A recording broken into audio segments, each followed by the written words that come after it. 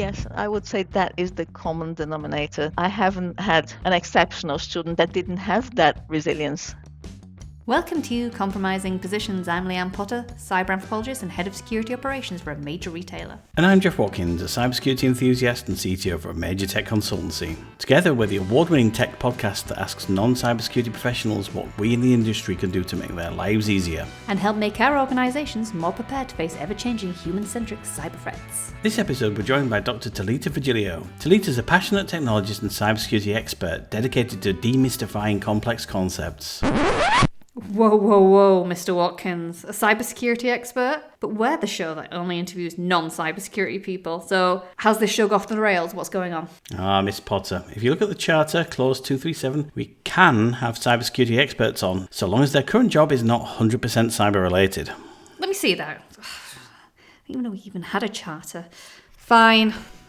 I'll allow it just this once. It'll be worth it, I promise. This episode is for those dreaming of a thrilling career in cybersecurity, as Thalita gives her roadmap for success from cybersecurity student to your first job in cyber. She also highlights where cybersecurity professionals can do better now that she's on the other side, working with developers as a consultant at Create Future. So it's not just an episode for students. Good. We love this chat and we think you will do too. So sit back and enjoy our interview with Thalita Vergilio. Welcome to another episode of Compromising Positions. Today we have as a very special guest Thalita Vergilio, who's currently a senior software engineer at Create Future, but has had a very rich career, also working at Leeds Beckett University. Thalita, would you like to introduce yourself? Hi, Jeff. Hi, Leanne. It's an absolute pleasure to be here. I'm a fan of your podcast, and when I got invited by Jeff, my eyes brightened up and I was very excited. So thank you very much for having me here. Flattery will get you everywhere. It's true. So I'm a senior engineer at Create Future. As Jeff said, I've had a very diverse path. I started off as a consultant, and then after a few years, I wanted to get more technical depth. So I moved on from a consultancy role, which I quite enjoyed, to a developer role. And I taught myself how to program, and I took a certification path, a professional certification path to become an engineer. And I think one of the things that we probably share is this love for knowledge and this feeling that it's never enough. So as I progressed through my engineering career, I found myself wanting to do more, wanting to study more. So I looked into doing a master's. I contacted Mark Dixon, who was a lecturer at the time in computer science. I was working as a senior developer at the university. So I arranged to meet Mark Dixon and to speak about doing a master's in computer science. He was very honest. He said, I think with your experience and with your knowledge that you've acquired through your career, you're going to be extremely bored. And he persuaded me to do either a master's by research or a PhD. I was a bit scared, so I said I'll start with a master's by research. So I started on that program, and it didn't take long before I changed from that into a PhD in computer science and engineering. So as I was studying, I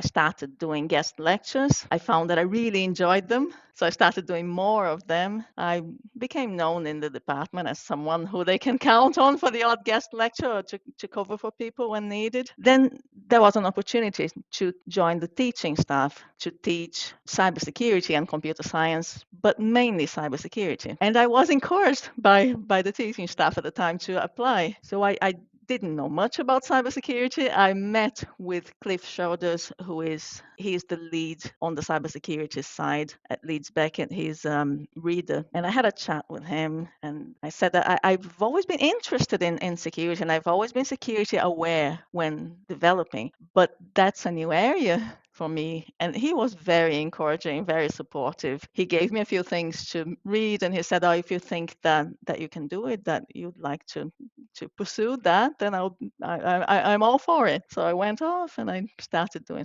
I started investigating all the materials that he sent me to read. I was very excited about it because it was something new, and I love getting my teeth on new technical things. So I applied, I got shortlisted, I had an interview. Shall I go on to the interview? Yeah, what happened to the interview? Well, I was very successful at that interview. What they told me after was that there were quite a few applicants who were very experienced. They were career academics, but their presentation wasn't as impressive, wasn't as good as mine. And what I did was I did a bit of a lecture, but I also did a demo where I hacked into their largest system. No, you didn't. So that was a surprise. Everyone was absolutely shocked, and I got the job. So you come in, obviously you're a software developer, and then you think, all right, I'm gonna throw my hat in the ring and be a cybersecurity lecturer, and to prove I can do it, I'm gonna hack into your system. That is ballsy. Yeah, well, as I was learning about cybersecurity, I started having all these ideas, and then as I was preparing for the interview, I thought, I need a demo. What can I use? And I started experimenting, obviously in sandboxed environments where I was allowed to, and I found I found these places where developers hadn't been very careful with the code, and they were concatenating user inputs straight into queries that were sent to the database. So I prepared my proof of concept on a sandboxed environment. I created a table that was my own in that environment. And when I demonstrated that I could read from my table, not from real data, and I was extracting out. It was employees' personal details and salary and financial details, etc., obviously made up, but that demonstrated the power of SQL injection and I suppose the impact of the vulnerability. I bet their eyeballs came out of their head when you showed them that. Yeah, they were very impressed. And they were also impressed with my approach to teaching, which they thought that matched the approach of the team, the cybersecurity team at Leeds Beckett. They're very hands-on, very pragmatic, and the general approach is a CTF-based gamified approach to teaching. And that really matched my style in that presentation and my style of teaching later. You called it, when we were talking beforehand, a student-centric approach to teaching. Yes, I was never that kind of lecturer that stands on a pedestal, talks at the students, and then when I'm finished, I go home. And that's something that you can still find. That's some people's styles, I suppose. And a lot of students expect that type of interaction. So you see that you will sometimes encounter students that expect material to be put in their heads. They will do nothing. They will sit there and you will put the information in their heads. Whereas If only that really worked. I'd love that. I'd love to just if take in only it information worked. from osmosis. Yeah, That'd be wonderful. yeah, or while you sleep or something, that would be fantastic. But it's not. It's not that research has proven that it's not. That's very inefficient. So the way I structured my lectures, for example, is I liked to start with a quiz, with an activity that they had to do something. So it was a quiz, usually about something that they hadn't yet learned. So it was a safe space to make mistakes. I haven't taught that. We haven't spoken about that. I wanted to guess, and it's okay to guess it wrong. It was just like I used a technology called Kahoot. It's a website. I've used that before. I think it's really fun, Kahoot. It is, yeah. And later we moved to quizzes because that became chargeable. But the idea is the same. We have a quiz at the start, and then when you're going through the answers at the end, you get the students to explain to the others, the ones who got it right, because they're already validated by the fact that you're saying that's the correct answer. So you will see, 5 people got this one right. Would anyone like to explain? And in that way, the students are explaining to each other, and I can gauge whether they are out of their depths, whether they are comfortable with what we're teaching. So it is centered on the student experience rather than centered on me. Yeah, definitely. And I think that works really well. I've just recently completed a 12-week AI alignment course, and every week we'd get together, but the start session, we'd be paired off and we'd have to teach each other one element. And that was to kind of validate our learning. Then when we'd come back as a group, the other person would teach what I taught them, then I would do vice versa to the whole group. And I found that such an effective way of learning and making sure you're actually paying attention as well. They always say to teach is to learn for a second time. But I've always found, like, for me, to teach is to learn properly for the first time, because I sometimes think, I've read about this, or I wish I could just slam a book against my head and the knowledge just goes in. And I read about it and think, yeah, I'm okay. And then when I try and actually teach it, or try and maybe put together some materials on it, or even a quiz on it, go, actually, I don't understand it that well. But by the time I've done all that teaching, I have a much better appreciation of the topic. So I'm hoping that during all of that time as a lecturer, that actually made you, give you so much more in-depth appreciation for cybersecurity as a topic. Yes, exactly that. And everyone gains from that. The students the one that's receiving the explanation gains from that, from having that clarified, and they can ask questions, and it's less intimidating than asking me, for example. And the student who is teaching, they are validating that their understanding is correct. And I benefit from it because I know whether the teaching is going the right way or whether I need to reinforce certain concepts. So it was a very good approach, I would say. And after that, we would move on to a more traditional type of lecture, but always going back to the quiz. And because you've put that interest, you've launched that interest in there at the start, then they're actually listening for those concepts that you have in the quiz. It's not just you start talking and you have to listen to every word I say. You are listening for those concepts that came up in the quiz, and then you're looking for that. So that worked very well. And then after, they would have the practical labs where they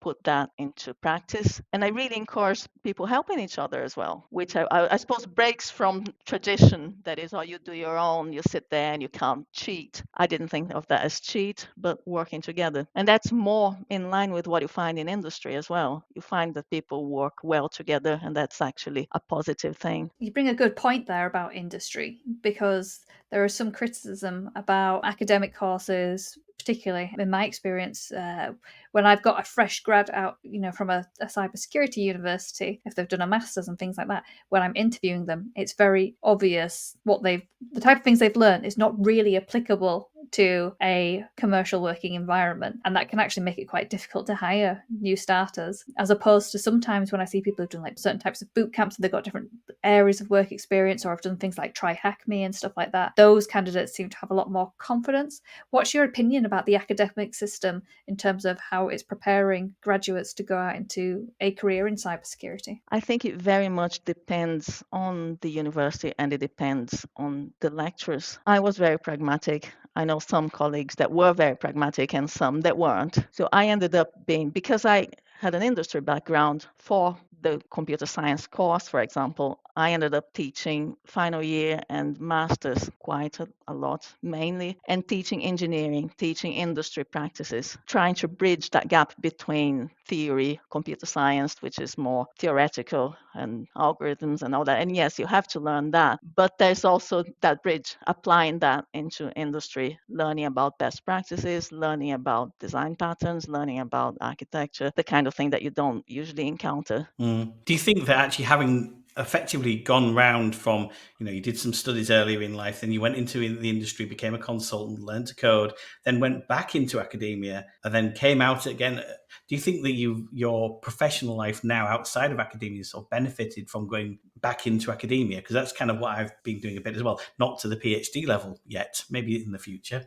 Yes, I think there are so many points where I think that my academic experience has really benefited my professional experience as an engineer. For example, project supervision, which I did a lot of, which I really enjoyed doing. I can now, I would say, I'm quite good at defining scope, staying within scope, deciding on the size of the project and what kind of functionality we can fit in given the scope. That kind of estimation became second nature because I have seen so many proofs of concepts and projects from students and final year projects and dissertations. So that when I have to do this in my current role, I find it easy to do that for myself and for my team as well. And how have you found, so working now with clients in a consultancy setting, how have you found working with cybersecurity teams or cybersecurity controls now in the industry after you've been lecturing on the topic? Have there been any challenges, or what have you found that's sort of good? To me, it seems like you've kind of gone from one side to the other and back again. So it's a really interesting transition. Yeah, to be honest, what I find is that there is still quite a lot of separation between development and cybersecurity. I wasn't expecting to find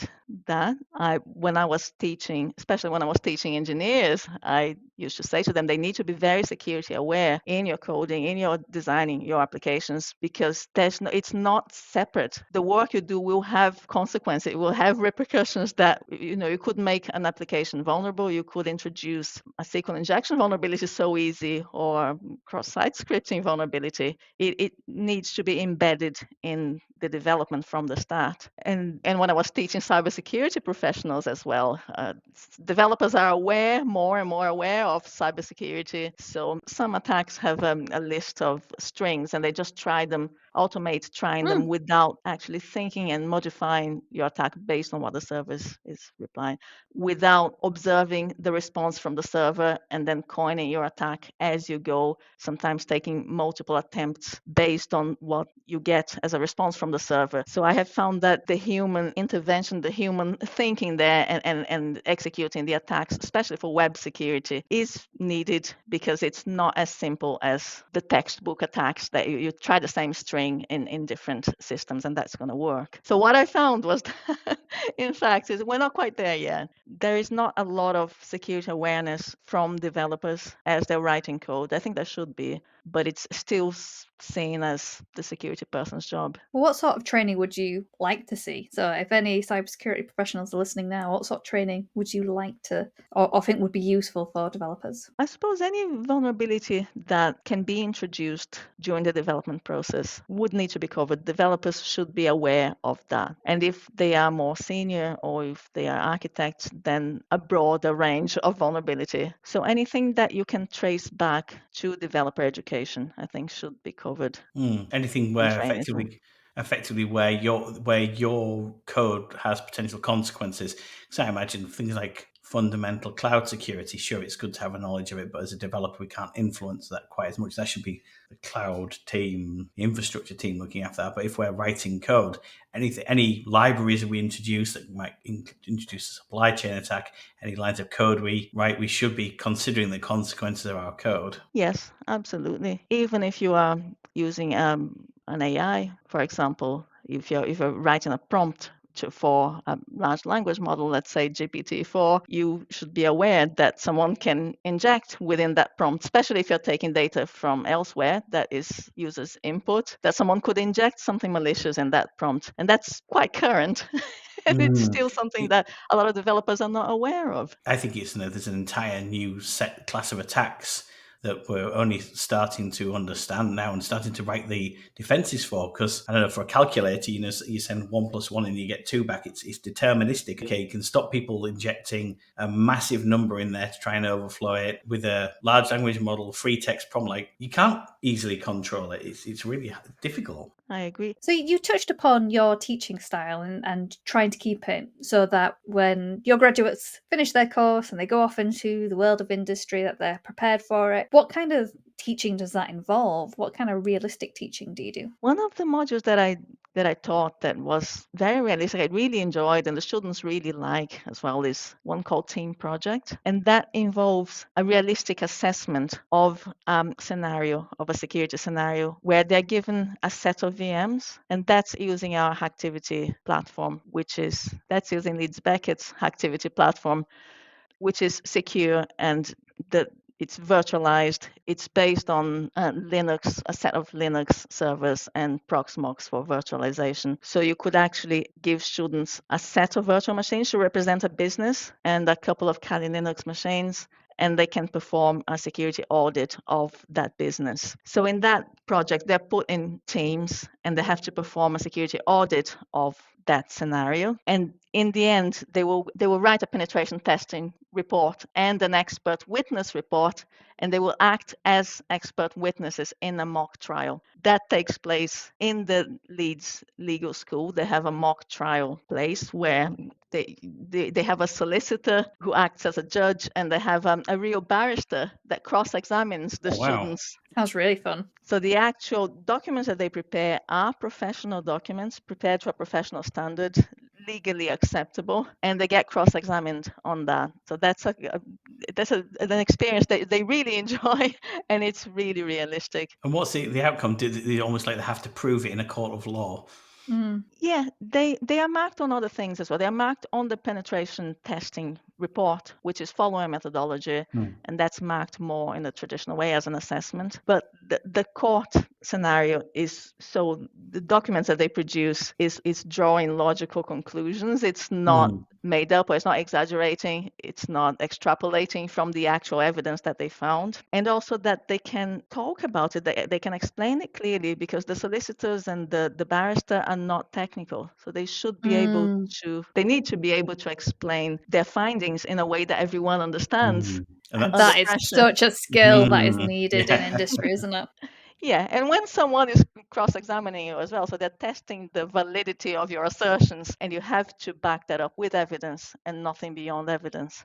Which does sound like, especially when he's maybe talking to the board of a company, or you need to get something really important across, that ability to factually storytell clearly without technical jargon, I guess the gravity or the consequences of something super important. Yes, it's very important for them professionally, and they always remember that experience as well. If you speak to graduates 3-4 years after they've graduated, they might not remember every module that they've done, but they will remember the team project. One thing also you mentioned about your project supervision, and I thought it was a really nice line, was the goal is for you to know more than me. Do you want to go a little bit into that? Yeah, I love supervising student projects. And the reason why is because a student will go off and investigate something in a lot of detail, a lot more than I could investigate it. If I'm supervising 10 projects, for example, I can't know all those areas in the depth that they're going to go into. So I can give them guidelines, I can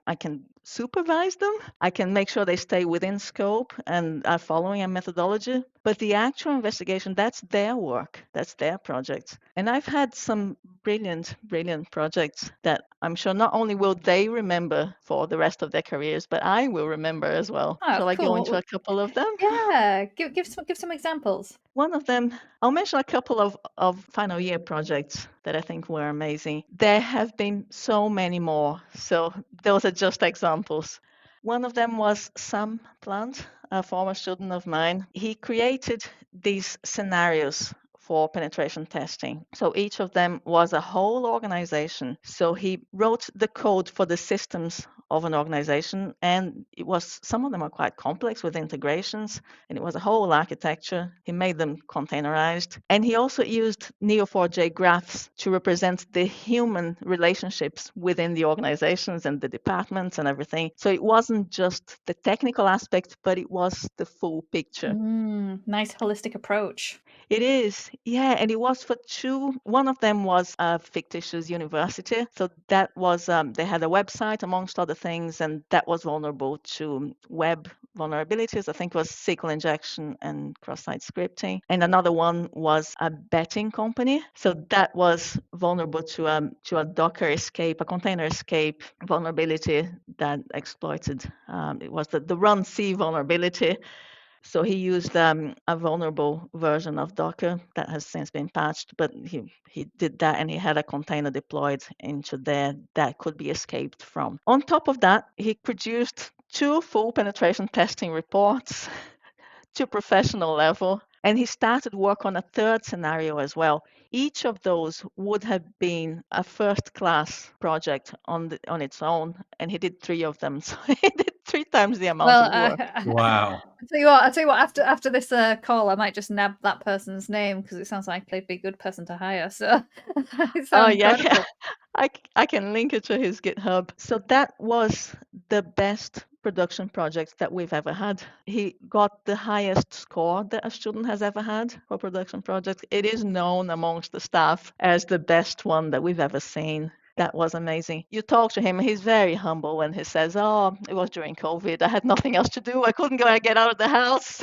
It just went all out. And I remember us talking about this, and I warned him that the scope was a bit ambitious, but he said, "Oh, I want to do it. I am aware of that, but I want to do it." And when someone is ambitious and you think that they can do it and they have the skills, they have the time, they're willing to invest the time in that, then you can only support them. And it was amazing the work he did in the end. Really sounds like it. So, just before we go off that, I've got a question for you. So, do you think cybersecurity expertise, do you think it's something that's you're innately good at, or do you think that you can something that anyone can learn? Or what would you say, from all your best students, what was the thing that kind of was the same throughout? What kind of expertise, what kind of demeanor did they have, what interests, to make them good at what they did? I would say from the students who were really good at it, it was a passion for the subject. It's that never giving up approach. They like it. Some people get frustrated. They start working on a penetration test assessment, for example, and they find nothing. So they get really frustrated that they've done so many things and they've found nothing. And especially if it's a university assessment, that they feel like they have to find something. So that kind of pressure, instead of work in their favor, like, oh, now I've got to find it, it's there somewhere. It actually works in the opposite way, and they get frustrated and they feel demotivated. No, I think you touched on a point there, which is resilience. I see that time and time again with people new to the industry is resilience in lots of ways. So it's resilience that, yes, you won't find out why something is not working the way it should straight away. And this is the same for devs as well. This is not just unique to cybersecurity. Certainly when I was going through my learning journey as a software developer, and I was just like, why isn't this compiling? And I'd just be sat there for ages, and it would be such a silly fat fingered mistake. It would be, one type, if it was like in Python, it would be like the spaces were slightly wrong, and just that kind of annoyance. But then there's the bigger picture, and I think this is almost a bit unique to cybersecurity compared to other areas, and that resilience piece about actually not everyone's going to agree with you that security is important, and so you're going to have to, and there's some battles you're going to have to fight, and there's some battles you're going to have to concede to. Now, concession doesn't necessarily mean let people do whatever they want, but there are going to be trade-offs that you're going to have to make. And I think resilience is something that we could all continue to learn about, but I think particularly in the academic setting you're talking about is an incredible skill. So it's interesting that you say that resilience was one of the defining features that made it a exceptional student. Yes, I would say that is the common denominator. I haven't had an exceptional student that didn't have that resilience, that didn't display that. Sometimes I had to kick people out of the lab because they hadn't found the flag and they wanted to find the flag. Oh, but we have someone else coming in. We have to empty the room. Oh, but I'm nearly there. Sometimes they hadn't found anything, but they had eliminated so many things, and they were nearly there. I think that's make an interesting point there. I think also what you're pointing about development there, Leanne, is especially development can be quite linear. It's like the linear problem solving process. And sometimes you do have to think around corners to make a library work, or especially in Python where they seem to keep breaking the libraries. But with, say, like offensive cybersecurity, it's kind of a huge net of possible. With coding, you start on line one and you think, how I'm going to decompose this to the solution, because you know what the solution is. You're just trying to figure out how to decompose the actual steps to get to that solution. Whereas with cybersecurity, you don't necessarily know the way in. And it's not, instead of being like list step thinking, it's more experimental. Yeah, you've touched on a good point there. In engineering, you can always start with the bare minimum. You start with a hello world so that you know where you are. Okay, I have something. Whereas in cybersecurity, sometimes you have nothing, and you will have nothing for a long time while you are eliminating certain things. I wouldn't say you have nothing. You have eliminated these things. And sometimes you get to the end and you have eliminated so many things. And since you don't have infinite time, you have to draw a line and say, as far as I could test it, I could not find a vulnerability. And that's a real life scenario, isn't it? Like real life security testing. It's almost logically impossible to prove that something is 100% secure. And it's also just not economically viable to do so, but ways you can prove something does something, and development, you can prove that 1 + 1 = 2. Writing a calculator app, that's easy. Yeah, if you get philosophical about it, maybe if you had infinite time, every system would be insecure. There would be a way. Infinite monkeys, infinite typewriters, and then we can get to 100% security. Yeah, there will be a way. I'm sure there will be a way, but you can never have that. So you have to be happy with a certain level of security with whatever was tested as part of that penetration test. So that's giving people confidence of what you've tested and how much you know, how much you know about that system. Yeah, so true. So I know that a lot of our listeners are actually people who are doing undergraduates and master's degrees, so students of cybersecurity. What 1 or 2 pieces of solid advice would you give them as they go on this journey? Never lose your passion for learning. You're embarking on this journey because you're interested in learning. Keep learning. This is not something that you can say, Love it. I've learned it, I know it. I never felt like that. Even when I was a senior lecturer, I was always very aware that I didn't know a lot about so many things.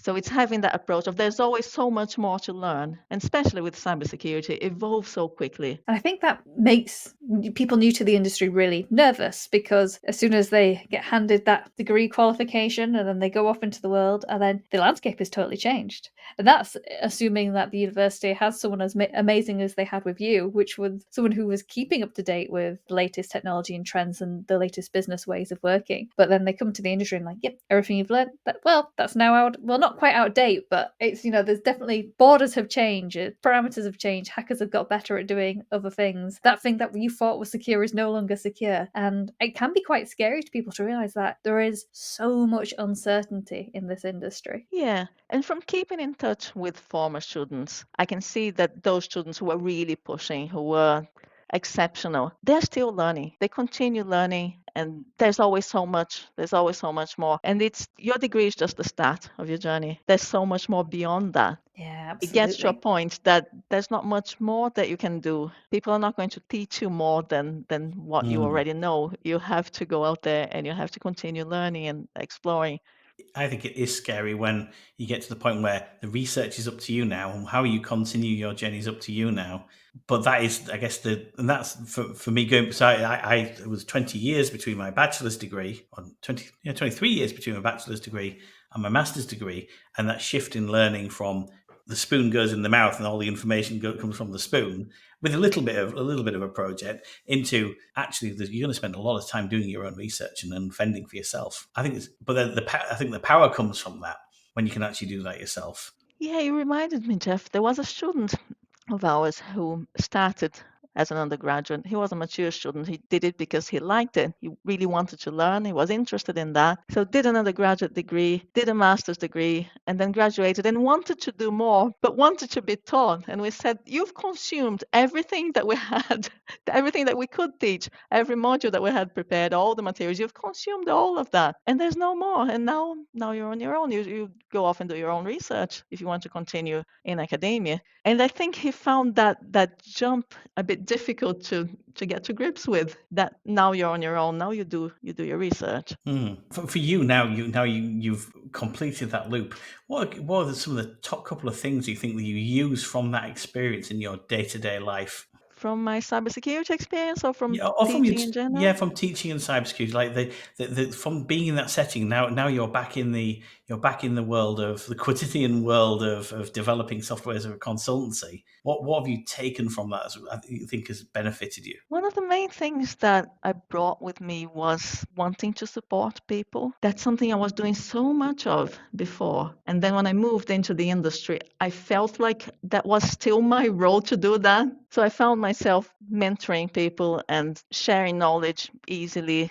That's something that comes naturally to me. Doing presentations. I've done a couple of presentations, I saw internal one ones. recently. It was really, really good. It was it was really interactive. Just like you said at the beginning, it was super interactive. We all input into it and discussed amongst ourselves as well. It was an incredible presentation. Thank you. I really enjoyed that. That's something that I felt I really missed. And I didn't realize until I prepared it. I started preparing it and I thought, I really like this. And when I did the presentation, I thought, oh, I'm quite like that. And that's something that the industry can benefit from too. And when I did an external talk as well, I went to the Edinburgh Tech Meetup last month. I did a talk on streaming. And that was also very interactive. I got a lot of energy from the crowds. They were very lively. And that feedback from professionals, that was amazing. That's something that I used to get from students in a different setting, but that translated well into my current role, and that I really, really enjoy. There is something quite special. Jeff and I do a lot of public speaking as well. Something quite special about going on stage and communicating your ideas. But that's one thing. But then having people come up to you afterwards and say, "Oh, that's really interesting. I'm going to use that. That gave me lots of food for thought." Or even, "Oh, I'm so glad you said that, because that's what we do in our organization. And I was worrying if that was the right thing to do or not the right thing to do," and things like that. So That's the it's best always really, part. it is, isn't it? I don't, people probably find this surprising. I don't actually enjoy doing it, but I like the after effects of doing it. I like making those connections with people. I find that really rewarding. The transition, you've obviously throughout this discussion proven that your grounding in cybersecurity has been an absolute benefit to your now current role. But is there sometimes when you're doing your current role where you sometimes think, oh, it's not how I would have done it, cybersecurity people? That's and I know because I've got some credentials in this. Did you ever come across any kind of instances where you think, you just don't understand cybersecurity team about what I'm doing, my role, or any kind of elements that any kind of misunderstanding about what you currently do from a cybersecurity perspective? I don't think there has been misunderstanding as such, but there's been something funny that happened recently. I saw a ticket on the board that we use for the current sprint, and it just said security testing, and I nearly picked it up. I later realized, like, I am not here as a cybersecurity specialist. I'm here as an engineer, so it's not for me. But I nearly picked it up because I really wanted to do it, and I'm still interested in how they're going to approach that. So maybe later we can have a chat, and I can tell you my thoughts on how that was approached. Well, yeah, I mean, what's stopping you? I think, and I know a lot of security teams will be delighted. I know I would be delighted if you reached out to me and said, "Hey, I see this ticket. Can I get involved?" I'm like, "Whew, great! I've got so much to do. If someone else wants to be interested in this, I'm all for it. Especially with your credentials, you should definitely get in touch. I mean, I'm not telling you how to do your job, and I know you do work at the same organisation that Jeff does. So, yeah, I think that It's would very be. tempting, very Yeah. tempting. So I guess nowadays, rather than mentoring cybersecurity students, I guess the people you interact with most are more on the dev side. Do you try and intersect some cybersecurity kind of learnings where you can or anything like that? Or are those days gone now? I haven't had the opportunity to do that yet, but I would like to. We recently had some AI training where prompt injection was mentioned, and I thought, maybe that's something that we could expand and have a workshop and have people play with it to really understand how it works on a practical level. So I'm looking forward to doing more of that. I feel like I have a whole cybersecurity side that I would like to explore in my current role. Well, I think no good deed goes unpunished, so probably tap you up for that kind of interactive workshop later on. Sounds brilliant. I know our director of technology is also really interested in prompt injection as well. He's actually written an open source prompt defender library that we're currently using on some projects. Oh, that's very interesting. We could do something like that. You heard it here first, listeners. Devs are interested in doing cybersecurity things, so all you need to do is find them and then open up those doors. I did organize a workshop in a previous workplace. That was when I found that SQL injection vulnerability in one of the largest systems. So I actually involved developers and infrastructure operations people in that workshop to be aware of the dangers and the impact of SQL injection, how it actually worked with practical demonstration of it. And they were fascinated. Even people who didn't write code, like the ops people, they were amazed at how simple it is and how powerful it is. So I think we're coming towards the end of our time together. What do you think cybersecurity teams could do today to help bring their stuff to life for the development team? I think there's long since been in some organizations a little bit of a gap. I think, as you mentioned, there's a bit of a gap between the cyber team and the development team when really they need to be much more integrated. What do you think from rather than from the dev side, but from the cyber side, what can they do to bring their stuff to life for the development team? I think both sides need to become more aware of how the other side works. So maybe cybersecurity professionals could come to some of the meetings that developers have, either design meetings or maybe some of the agile ceremonies, to understand what developers are doing so they don't come after the fact, they come while development is happening. And then the same when cybersecurity professionals are reporting on findings, that they involve developers and explain how they found that vulnerability and how they approached it, what they tested and how they found it from their perspective. Because a lot of the times people know the what, but they don't know the how. And that's one of the reasons why there's no connection and there's not so much understanding. I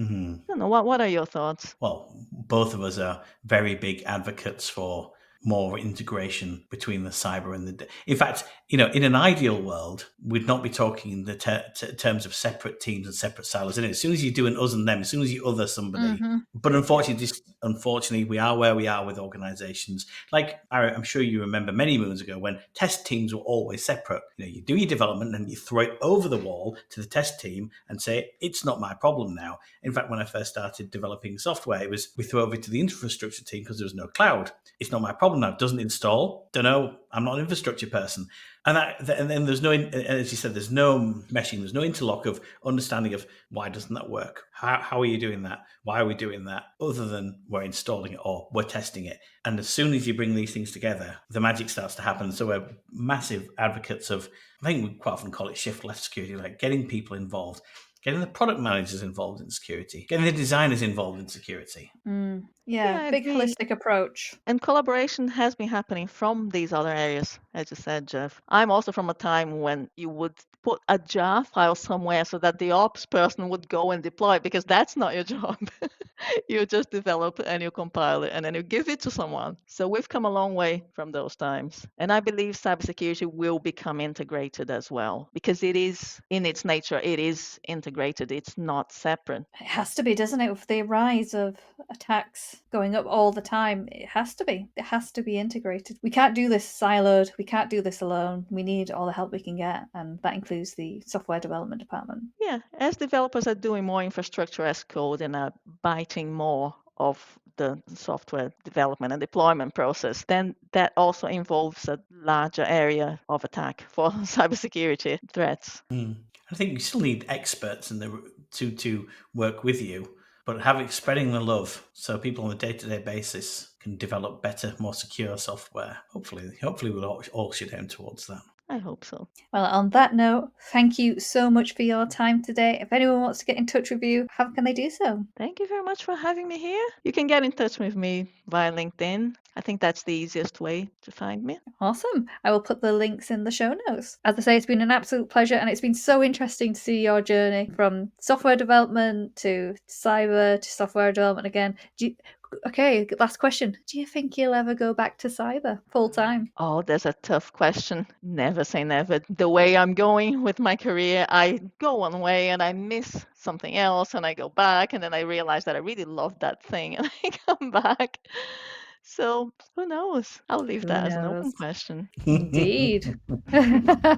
Well, thank you very Maybe much. we'll all meet. Maybe we'll all meet in the middle when we all become integrated. That's the dream. Passion, tenacity, resilience, and always keep learning. Key to a good cybersecurity career, and something I certainly look out for when I'm hiring in this space, early careers or not. Yeah. And while there's fun to be had, it's a tough old gig, this cybersecurity malarkey, and that continuous learning piece is crucial. I've also had my faith restored in the university education system. Well, at least if they follow Thalita's lead. He's hoping. Now, before you leave, listeners, we'd love to know more about you and what you're taking away from these episodes. So wherever you're listening to us, go to the comments or review section and let us and other listeners know. How do you like to listen to this show? Is it while you're walking the dog? Are our soothing voices helping you out during the day job? Or let us know the one key takeaway from this episode that you'd tell a colleague. That'd be really good. So what really sparked your creative juices today? We'd love to know, and who knows, maybe it'll inspire someone else. Well, that's us for this week, so see you next time. Keep secure and don't forget to ask yourself, am I the compromising position here?